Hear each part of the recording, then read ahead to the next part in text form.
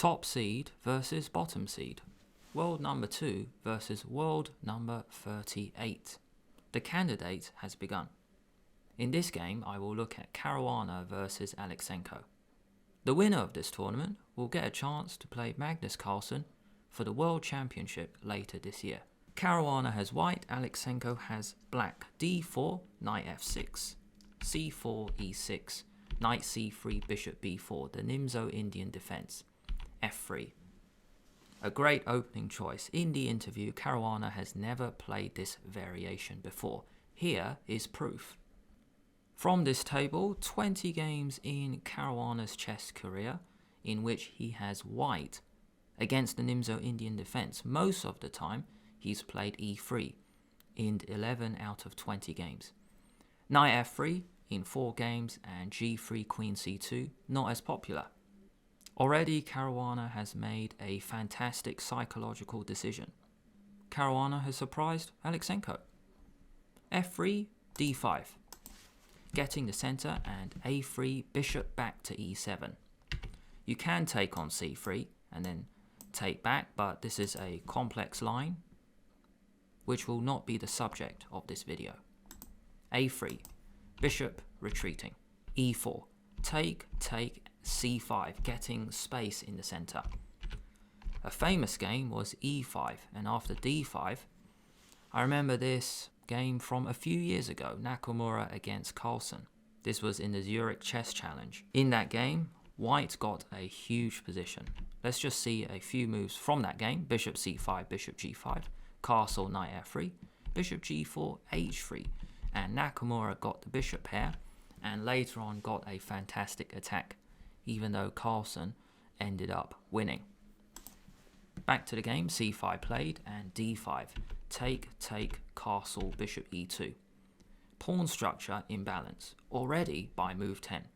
4 versus 3 on the queen side for white, but 3 versus 2 for black on the king side. Perhaps this is a reason to go for this opening against the world number 38, knowing you are the world number 2. Based on the pawn structure, there's an imbalance, creating chances to win this game.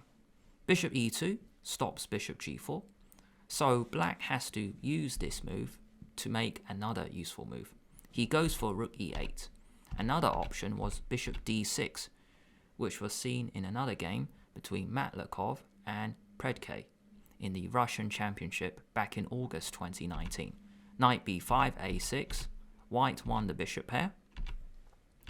Knight d7, and white now goes for the f5 square, conceding the bishop pair, but he does have the chance to come in to f5 with the knight.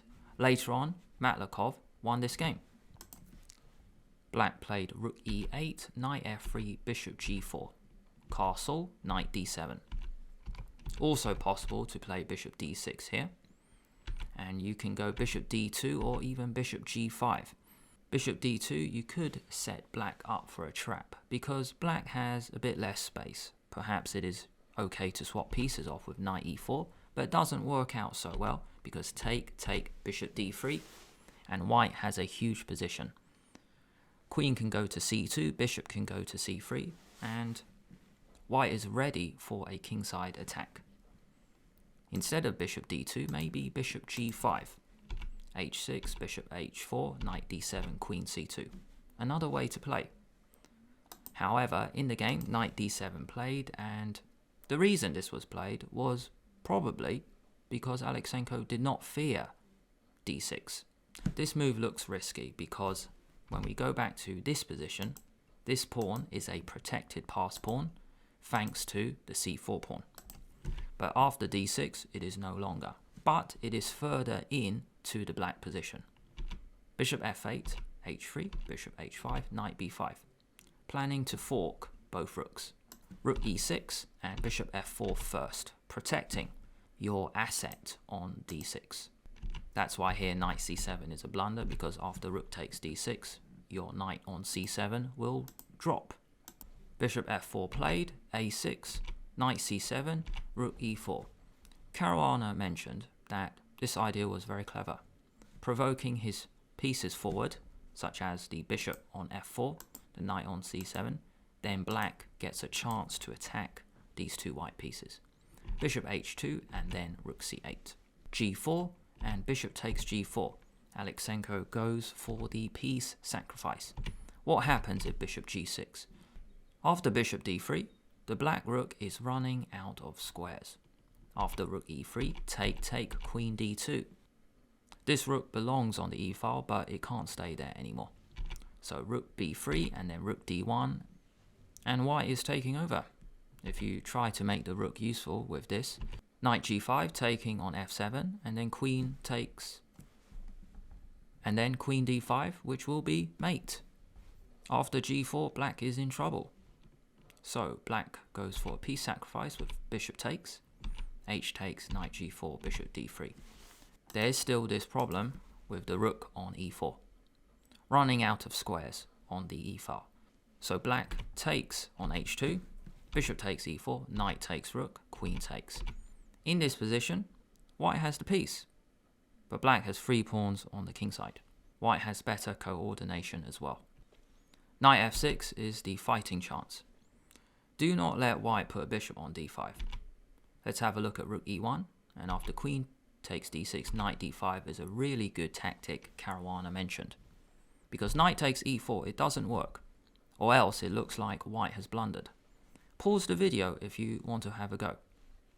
Why does rook takes e4 favour white? I will give you 5 seconds.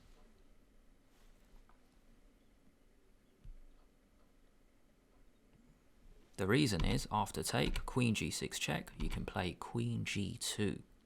And queen takes e4 doesn't work because of the knight fork. Knight f6 check. After queen g2, black can swap, and in this position, white is in control. After queen takes f1, bishop takes d6, knight d5, g6, queen h3, and white is building his attack. All the pawns on the king side look like targets. King g7 played because Caruana was setting up a tactic. If you played a nothing move like b5, then queen takes d7 works out because of the knight fork on f6. Knight e5 doesn't work because of a knight fork tactic as well. Pause the video if you want to have a go. 5 seconds.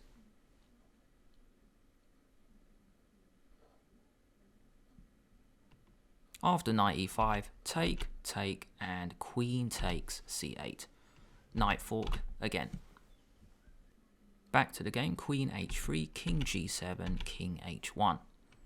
Knight e5. Caruana wants to keep pieces on with knight h4 planning, maybe knight f5 check, knight takes g6, rook g1 coming up. h5. Black wants to put a knight on g4 to limit the activity of the white pieces. Rook g1, bishop f8. Nice variation pointed out after knight g4, knight f5 check. Works out. If king g8, rook takes g4, take, and queen h6. Threatening mate. If you go bishop f8, then the knights can provide a good deflection, winning the queen. Knight e7 check, forcing the capture. If you play bishop takes e7, queen g7 is mate. Queen takes e7, then white will be winning after bishop d5. Using the pin on the d5 g8 diagonal, white is crashing through. After knight f5 check, if you take, then bishop takes f5 is good. Looks like h5 will fall because of this queen, and g4 is going to fall, so all these pieces coming through on the king side. Rook g1 played, bishop f8, knight f4. Lots of pieces attacking this pawn chain. Knight on f4, knight on h4 attack g6, as well as the bishop on e4 and the rook on g1. White will penetrate very soon. Knight g4, knight takes h5 check. Really cool deflection sacrifice because after take, bishop f5 is the move. Attacking rook on c8 and bishop on g4, allowing white to come through with the rook, queen, knight. In this position, bishop e7 played. Bishop takes g4, h takes, queen takes g4 check. Coming through on the g file. Bishop g5, and one more accurate move from Caruana to finish off with queen h5. No need to give yourself too much work with queen takes g5 check, because you still have to win this. Take, king f6. The rook can go to h8, so you may play rook g4, but you still have to win it. However, queen h5 played, and that was it. Alekseenko resigned because this bishop will fall, because white will use the rook to take it. If you play f6, it will be mate very soon. Now we bring in the knight. Notice this king only has f8, g8 to go to. If you go king g8, queen g6 check, just coming in. You can't go here because queen g7 mate.